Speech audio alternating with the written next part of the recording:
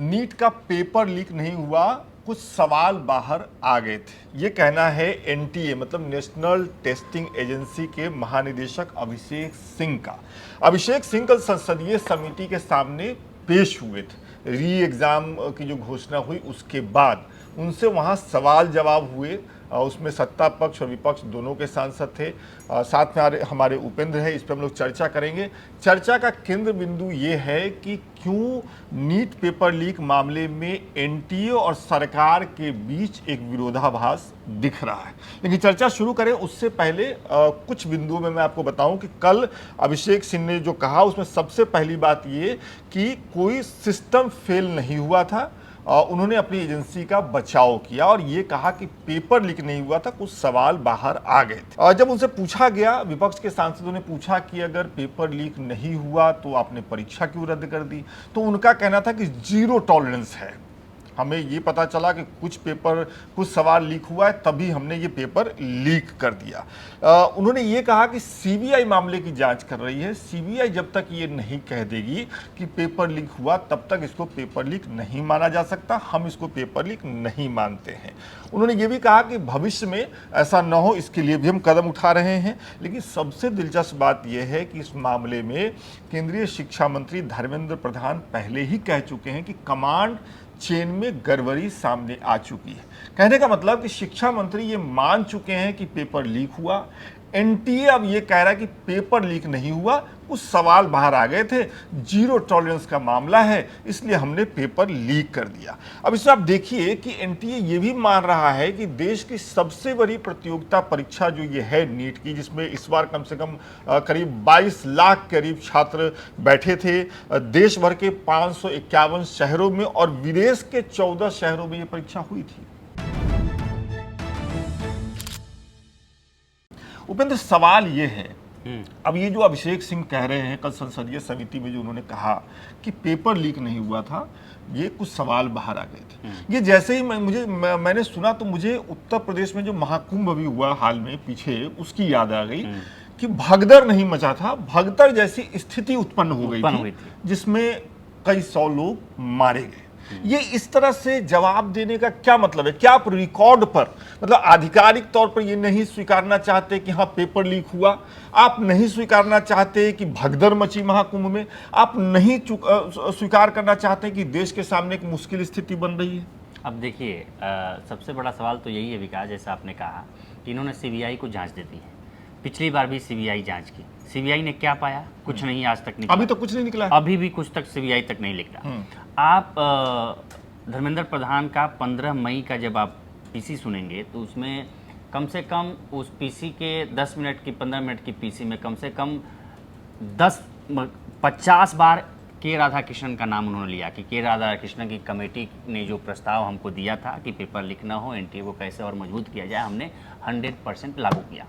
लेकिन ये सरासर झूठ बोल रहे हैं। शिक्षा मंत्री होके ये इतने सरासर झूठ बोल रहे हैं कि जो राधाकृष्णन कमेटी थी उसका लगभग 50% प्रस्ताव इन्होंने फॉलो नहीं किया। राधाकृष्णन कमेटी ने कहा कि सबसे ज़्यादा पेपर लीक की संभावना आप जो एनटीए में नियुक्तियां ठेके पे दे रखे हैं इसकी वजह से होंगी। आज भी एनटीए के अधिकारी ठेके पे हैं, उनकी कोई रिस्पॉन्सिबिलिटी नहीं बनती। भाई ठेका पे आ जाया है, आपने पेपर लीक करे, चला जाएगा, क्या करेंगे, जैसा निकाल देंगे। तो उन्होंने कहा था कि आप परमानेंट रखिए अधिकारियों को, जो परमानेंट है उनकी रिस्पॉन्सिबिलिटी होती है क्योंकि वो परमानेंट नौकरी कर रहे हैं, ठेके वालों का कोई भरोसा नहीं। दूसरा उन्होंने प्रस्ताव दिया था कि आप अगर पेपर नीट का कराना है या यूजीसी नेट का कराना है, वो भी हर बार लीक होता रहता है, तो आप हाइब्रिड मॉडल अपनाइए या सीबीटी मॉडल अपनाइए, कंप्यूटर बेस्ड टेस्ट अपनाइए। अगर ये आपको लगता है कि भाई आपके पास ये इंफ्रास्ट्रक्चर नहीं है तो आप हाइब्रिड मॉडल अपनाइए। वो हाइब्रिड मॉडल ये था कि जो पेपर है वो इनक्रिप्टेड पहुंचे नेट के जरिए और वो सीधे उस परीक्षा सेंटर पे पहुंचे, उसी परीक्षा सेंटर पर पेपर प्रिंट हो, बिल्कुल। उसके बाद दिया जाए, ताकि ये जो ट्रांसपोर्टेशन, स्टोरेज यहाँ से जा रहा उसमें ना involve मैं हो। किसी एक शिक्षा मतलब एजुकेशन के मामले में जो एक्सपर्ट है उनको सुन रहा था इस पूरे मामले के बीच में। उन्होंने कहा कि देखिए ये पेपर लीक कराना बहुत आसान है, जिस तरीके से अभी परीक्षा हो रही है। अब सोचिए 551 शहरों में तो देश में परीक्षा हो रही है और 14 शहर विदेश में जहाँ हो रही है, और सब जगह फिजिकल पेपर पहुंचाया जा रहा है। अब जहाँ पेपर छप रहा है वहां से लेकर के जिस बैंक के लॉकर में रखा जा रहा है और वो गाड़ी का ड्राइवर, वो उन्होंने ये कहा कि अगर किसी बैंक का मैनेजर, गार्ड और गाड़ी का ड्राइवर, ये 3 लोग मिल गए ना तो पेपर लीक हो सकता आराम है। से। तो अब नहीं, अब ये अपनी चर्चा का अभी जो केंद्र ये है कि ये तो हो गया, चलिए मैं ये समझना चाहता हूं, और मतलब मुझे ये नहीं समझ में आ रहा है कि सरकार कह रही है कि पेपर लीक हुआ, फिर एनटीए क्यों कह रही है कि पेपर लीक नहीं हुआ। देखिए कुछ सवाल बाहर आ गए, और कुछ सवाल बाहर आने का क्या मतलब है, हुआ तो पेपर लीक ही ना वो। हाँ, अब देखिए एनटीए ने 3 मई को एग्जाम हुआ नीट का, उसके बाद से सवाल उठा कि भाई पेपर लीक हुआ है। एनटीए के पास 7 मई को, जैसा धर्मेंद्र प्रधान कह रहे हैं कि जो उनके शिकायत पोर्टल पे है उस पे 7 मई को शिकायत आई कि एनटीए का पेपर लीक हुआ है। जो गेस पेपर हैं उससे सबसे ज्यादा क्वेश्चन मिलते हैं, लगभग 90-80% क्वेश्चन मिलते हैं।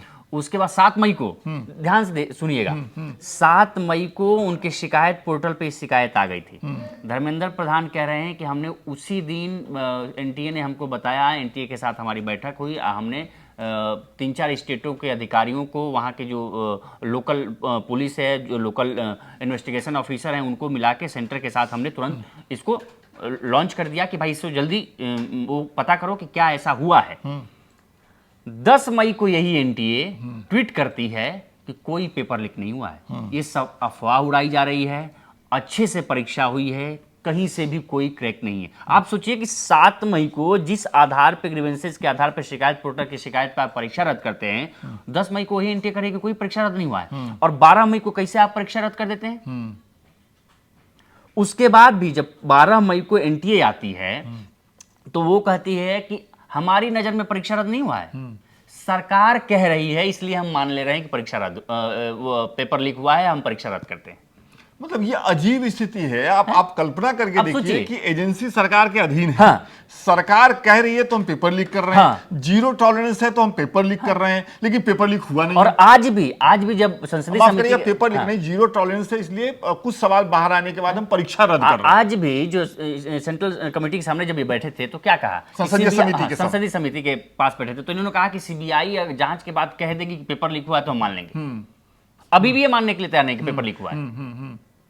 ये देखिए, ये उपेंद्र जो बता रहे हैं और जो ये पूरा मामला है, आप देखिए ये जो इसके लिए एक ही शब्द है, थेथराई। हाँ, तो ये जो थेथरोलॉजी, हाँ। और ये जो थेथराई और गाल बजाने की प्रथा चल पड़ी है ना उपेंद्र, इसी वजह से मुझे लग रहा है, जो हम लोग 2-3 से बात कर रहे हैं, कि कॉकरोच जनता पार्टी नाम की एक पार्टी आती है और सोशल मीडिया पर देखते ही देखते उसके मिलियन में फॉलोअर बढ़ने लगते हैं एक दिन में। यही युवाओं की नाराजगी है। मतलब इससे नाराजगी तो होगी ना, अगर मान लीजिए ये जो 22 लाख बच्चे बैठे थे 23 लाख इस परीक्षा में, और जो दोबारा परीक्षा देंगे, वो जब अभिषेक सिंह का ये बयान सुनेंगे, जो ये डीजी हैं, कि पेपर लीक नहीं हुआ है, कुछ सवाल बाहर आ गए थे, सरकार ने कहा और हमारी जीरो टॉलरेंस पॉलिसी है इसलिए हमने पेपर रद्द कर दिया, तो इसको क्या कहेंगे। मतलब मैं अपने ऑडियंस से चाहूंगा, जो लोग देख रहे हैं, मतलब हमारे पास, मेरे पास तो एक ही शब्द है, थेथराई।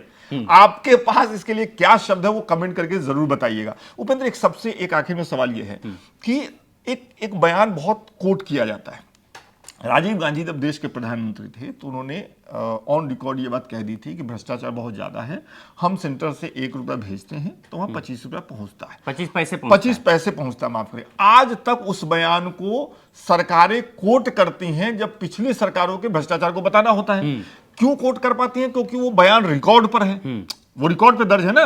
संसद में या बाकी चीज में जब कुछ बोला जाता है तो रिकॉर्ड पे दर्ज होता है, एक एक चीज रिकॉर्डेड होती है। लेकिन रैलियों में, सभाओं में, ऐसे घूमते फिरते जो चीजें बोली जाती हैं उसका कोई रिकॉर्ड नहीं होता। आज वो है, 2 साल बाद आप उसको खोजने जाएंगे तो आपको मिलेगा ही नहीं मिलेगा। तो मैं आपसे ये पूछना चाहता हूं और मैं ये समझना चाहता हूं कि क्या इस सरकार ने, जो मौजूदा सरकार है, नरेंद्र मोदी जी के नेतृत्व में जो सरकार चल रही है, उसने एक रास्ता निकाला है कि अगर मुश्किल हालात हो मुश्किल स्थिति हो तो उसको लेकर रिकॉर्ड पर कोई बयान न आने दिया जाए। इसकी शुरुआत होती है महाकुंभ से। हाँ। हर किसी ने देखा कि भगदड़ मची, नई दिल्ली रेलवे स्टेशन पर भगदड़ मची, लोगों की मौत हुई, लेकिन सरकारों ने नहीं माना कि भगदड़ मची। उन्होंने कहा भगदड़ जैसी स्थिति उत्पन्न हुई। रिकॉर्ड में यही दर्ज है कि भगदड़ जैसी स्थिति उत्पन्न हुई। आप देखिए कि कोरोना में इतनी मौतें दुनिया हुई। की सबसे बड़ी झूठ भारत से निकली थी कि संसद में सरकार बोली थी कोरोना से कोई मौत का रिकॉर्ड ही नहीं है हमारे पास। रिकॉर्ड नहीं है।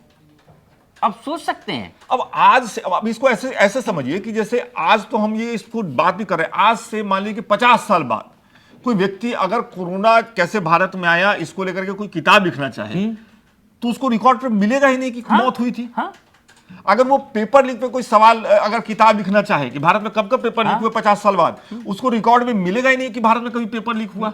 और इम्पोर्टेंट विकास आप देखिए, जैसे आप राजीव गांधी के कोर्ट की बात कर रहे थे, ये सिस्टमेटिक देखिए इस सरकार का। 2024 में पेपर लीक हुआ, पूरी जनता, पूरी सुप्रीम कोर्ट में वकील ये बात बताते रहे कि पेपर लीक करते हुआ रह गए कि पेपर लीक हुआ है। हाँ। सुप्रीम कोर्ट भी बात नहीं माना। हाँ। सुप्रीम कोर्ट ने ये कहा कि भाई इतने बच्चों का परीक्षा रद्द कर दोगे तो मेंटल हेल्थ पे उनका प्रभाव पड़ेगा। हैं? तो जिस सेंटर पे परीक्षा पेपर लीक हुआ है उन्हीं सेंटर का परीक्षा बस रद्द करो। तो उन्हीं सेंटर्स का परीक्षा रद्द किया गया और दोबारा परीक्षा सिर्फ 2-3 सेंटरों पे परीक्षा कराई गई। और आज आपने पूरे विद्यार्थियों को, अब क्या वो स्थिति हुई नहीं है? दूसरी बात, उस समय डीजी थे सुबोध कुमार सिंह। इसी बात से आप अंदाजा लगाइए कि सरकार किस रवैये पे चल रही है। सुबोध सिंह को प्रेशर बना तो सुबोध सिंह को हटा दिया गया। अब वो सुबोध सिंह कहाँ हैं? मुख्य सचिव हैं। कहाँ? छत्तीसगढ़ के मुख्यमंत्री के। आपने प्रमोशन देके कहां से कहां बढ़ाया। इसको कांग्रेस ने टारगेट भी किया था। एक और कांग्रेस ने, और आज हम एक और बात बता रहे हैं जिस पे कोई ध्यान नहीं दे रहा। व्यापम घोटाला आपको याद है? मध्य प्रदेश का। मध्य प्रदेश किसको नहीं याद होगा?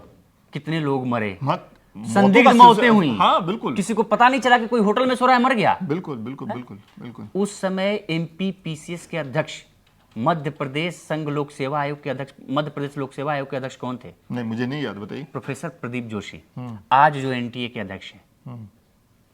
अच्छा, आज जो एनटीए के अध्यक्ष हैं, ये कब आए? 2023 में एनटीए का अध्यक्ष बनाया गया। और 2023 के बाद से ही ये पेपर लीक का सिलसिला शुरू हुआ। एनटीए का अध्यक्ष और महानिदेशक अलग अलग होते हैं। हाँ, एनटीए के अध्यक्ष अलग होते हैं। और ये सिर्फ एमपीपीसीएस के अध्यक्ष नहीं रहे, ये छत्तीसगढ़ पीसीएस के भी अध्यक्ष रहे हैं, छत्तीसगढ़ लोक सेवा आयोग के भी अध्यक्ष रहे हैं, एमपीपीसीएस, मतलब जिन जिन जगहों पर बीजेपी की सरकार रही स्थायी रूप से, वहां ये अध्यक्ष रहे। उसके बाद से ये भी कई मीडिया में लेकर एक खबरें हैं कि जब इनको नीट का अध्यक्ष बनाया गया तो ये किसी आरएसएस के बड़े अधिकारी के प्राधिकारी के कहने के बाद इनको अध्यक्ष लेके बनाया गया। ये सारी चर्चाएं हैं, मतलब इंटरनेट पर इसको लेकर के मीडिया में भी ये खबरें हैं। अच्छा। है ना? आप सोचिए कि व्यापम घोटाला भारत का सबसे भयावह घोटाला, लेकिन उसका क्या हुआ, उसकी परिणति क्या हुई, आज तो कुछ पता नहीं चला क्या हुआ क्या नहीं हुआ। फिर ये प्रदीप जोशी अब नीट में आए, 2024 में पेपर लीक हुआ। 2025 में भी धर्मेंद्र प्रधान से पूछा गया कि जिस आदमी को आप पकड़ने गए, सीबीआई पकड़ने गई, उसके परिवार के लोग ने तो बताया कि 2025 में भी ऐसा हुआ था। लेकिन अब ये कह रहे हैं, धर्मेंद्र प्रधान क्या कह रहे हैं, अरे आप लोग अफवाह मत उड़ाइए। अब ये अफवाह हो गई। मीडिया पर भी आरोप लगा दिया था कि आप अफवाह उड़ा रहे हैं। लेकिन अब आखिर में मैं एक इसको समाप्त करते हुए, अब जो महानिदेशक साहब हैं, डीजी साहब अभिषेक सिंह जी, उनसे बड़ा ही विनम्र हम लोगों का 1-2 सवाल है कि सर ये बताइए कि 2024 में भी आपने नहीं माना कि पेपर लीक हुआ है, तो आपने कुछ सेंटर पे परीक्षा रद्द की, आपने सब पूरे देश की परीक्षा रद्द तो नहीं की। तो 2026 में ऐसा क्या हुआ कि सरकार के कहने पर आपको पूरे देश की परीक्षा रद्द कर देनी पड़ी? अगर आप ये कह रहे हैं कि पेपर लीक नहीं हुआ था, मात्र कुछ सवाल बाहर आ गए।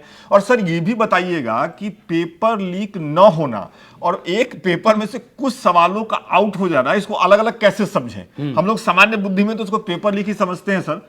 तो आप जरा हमको कमेंट करके, आप तक अगर ये वीडियो पहुंच जाए तो बच्चों को बताइएगा। और एक बात और शिक्षा मंत्री जी धर्मेंद्र प्रधान साहब से और सरकार से, कि अगर मान लीजिए कि पेपर लीक हुआ है और परीक्षा रद्द हुई है, भाई पेपर लीक हुआ है तभी परीक्षा रद्द हुई है, सामान्य बुद्धि ये समझती है, तो इसको ऑन रिकॉर्ड मानने में क्या दिक्कत है? परेशानी क्या है और जिम्मेदारी किसी की फिक्स होगी 2026 में या 2028, 29 या 30 में भी इसी तरीके से दो पत्रकार आपस में बात कर रहे होंगे और कहेंगे कि 2029 में भी पेपर लीक हो गया, 2026 में भी हुआ था, 2024 में भी हुआ था, उसके पहले भी हुआ और उनका भी कुछ नहीं हुआ, इस बार पता नहीं क्या होगा। तो ये सिलसिला जो चल पड़ा है वो कहां जाकर के रुकेगा, मुझे लगता है ये सरकार को ही बताना चाहिए। और सरकारें जो ये देखने लगती हैं कि युवाओं में नाराजगी है तो राष्ट्रीय सुरक्षा का मामला है, देश की एकता अखंडता को खतरा पैदा हो जाएगा। बीजेपी के सांसद हैं वो कह रहे हैं कि जॉर्ज सोरस फंड कर रहा है। अरे सांसद महोदय, जॉर्ज सोरस तो आप पता नहीं कब से लेकर के घूम रहे हैं, पहले ये तो देख लीजिए कि क्या हो रहा है। सरकार कह रही है पेपर लीक हुआ, एनटीए के चीफ कह रहे हैं कि पेपर लीक नहीं हुआ। तो मुझे लगता है जो लोग सबसे इम्पोर्टेंट विकास कि जो प्रदीप जोशी हैं, क्या एनटीए के अध्यक्ष रूप में बैठने के लिए आए हैं? वो संघ लोक सेवा के अध्यक्ष रह चुके हैं, आपको पता है, संघ यूपीएससी के अध्यक्ष रह चुके हैं और हमने कभी नहीं सुना होगा कि यूपीएससी का पेपर लीक हुआ है, कभी नहीं हुआ है। यूपीएससी का पेपर कभी हमने नहीं सुना है कि लीक हुआ अभी तक तो नहीं सुना है। तो भाई आप यूपीएससी पता नहीं आगे क्या होगा। यूपीएससी के अध्यक्ष रह चुके हैं, यूपीएससी का पेपर लीक नहीं हुआ तो यहाँ बैठ के तो बताइए ना कि कैसे पेपर लीक नहीं होगा, हम कैसे काम करें, जैसे जिस प्रकार से यूपीएससी काम करती है उसके तो आप अध्यक्ष रह चुके हैं। तो क्या एनटीए में अभी तक उनका एक भी जवाब नहीं आया? नहीं, देखिए और एक चीज और चलते चलते आखिर में, मतलब ये कोई वो वाली बात नहीं, देश के प्रधानमंत्री के बारे में कहा जाता है कि वो कई घंटे काम करते हैं, बहुत मेहनत करते हैं और लगातार काम करते हैं। तो उनकी मेहनत को क्यों चूना लगा रहे हैं आप लोग? मतलब वो इतने घंटे काम करते हैं तो एनटीए के अधिकारी भी काम कर लें और देख ले कहाँ से कुछ सवाल लीक हो गए हैं, पेपर लीक नहीं हुआ है जैसा आप कह रहे हैं, है ना। तो इस वीडियो पे आपकी क्या राय है? मतलब आप जो देख रहे हैं और आखिर तक देखते हुए पहुंचे हैं, आपकी क्या राय है वो कमेंट करके बताइएगा। और हम लोग कोशिश करेंगे कि न्यूज़ रूम टॉक में इसी तरह के और मुद्दे लेकर के आए और हम दोनों हर एंगल से उस पर बातचीत करने की कोशिश करते रहें। ये प्रयास जारी रहे, उसके लिए ज़रूरी है कि आप अब भी अपनी राय दें, कमेंट करें। बहुत बहुत शुक्रिया।